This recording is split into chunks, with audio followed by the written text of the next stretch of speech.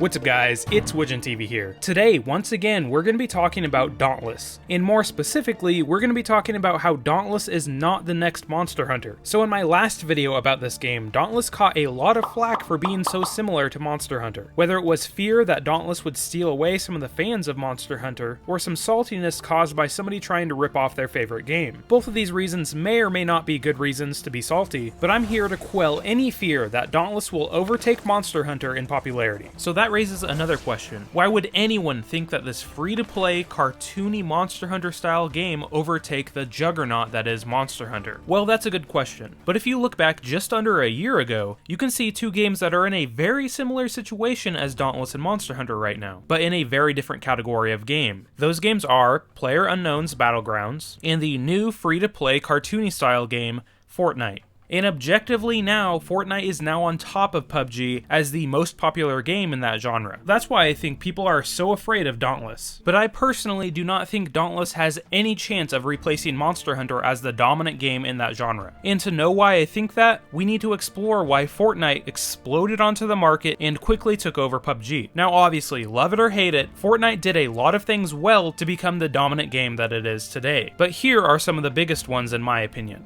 So first, Fortnite is free to play. Now love free to play or hate it, it undoubtedly attracts a huge audience to your game, and gets a ton of people playing it and talking about it, which encourages more people to play and talk about it. Second is Fortnite's cartoony graphics. Now again, this is a love it or hate it kind of thing, but when you compare Fortnite's graphics to PUBG, it's not necessarily about looks. It's about performance. PUBG is notorious for having very poor optimization, especially at the beginning of a game. And that means a lot of people with low to middle performance PCs cannot play the game or decide not to play because they think their computer can't handle it. But Fortnite solves this by being very well optimized, which again makes it very available to the masses, which means more people are playing it and more people are talking about it. Now the third thing is the AAA studio standing behind Fortnite. This allowed optimization improvements and updates to come out on the regular, which again stirred the pot and made people come back to this game even though they had put it down. A huge studio standing behind a game really helps it out in the long run. Now the fourth thing on this list is being available on all platforms. PUBG recently got released on Xbox, but it's still missing out on the biggest console market with the PlayStation 4, while Fortnite is available on everything. And the final thing that I'm going to talk about is possibly the most important part to the Fortnite equation, and that is its building mechanics. The building mechanics in this game are a huge X factor that really did a lot for this game to separate it from PUBG, but most importantly, it raised the skill gap and made the combat in Fortnite unique to itself, thus setting aside Fortnite as its own original game. This, I feel like, is the most important part to Fortnite's success, this being its X factor. I believe those are some of the biggest reasons Fortnite overtook PUBG in popularity. So now let's look at these four things when it comes to Dauntless and Monster Hunter. So first off, obviously Dauntless is free to play, while Monster Hunter charges the full $60 price tag. I personally do not have a problem with either of these. I don't mind paying full price for Monster Hunter, and I believe Dauntless should be a free to play game. And as of right now, there aren't any scummy free to play viruses attacking this game right now, like loot boxes or required microtransactions.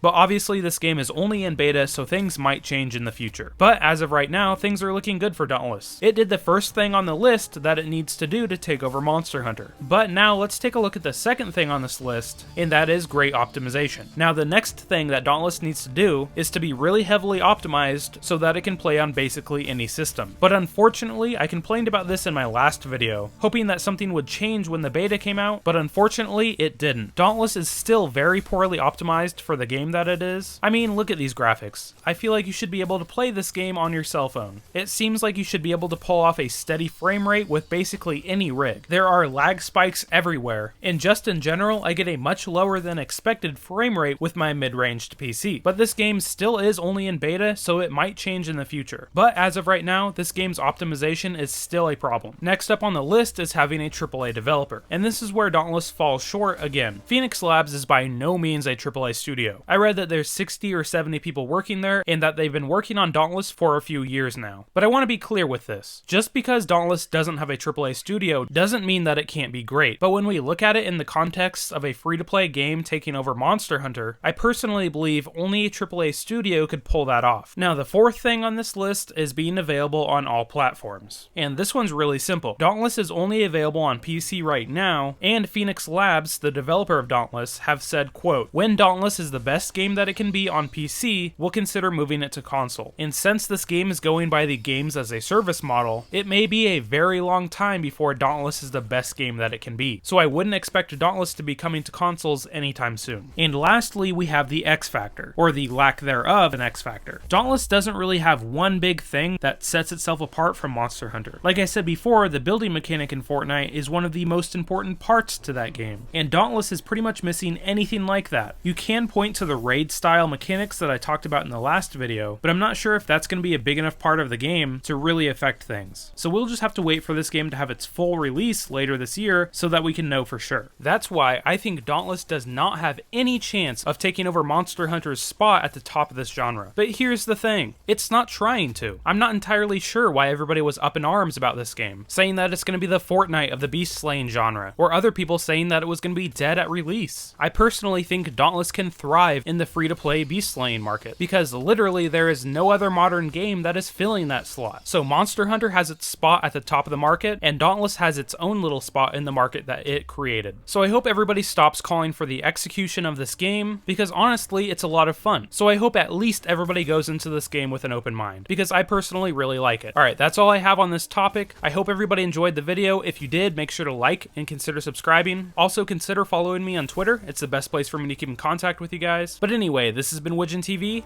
Thanks for watching, guys.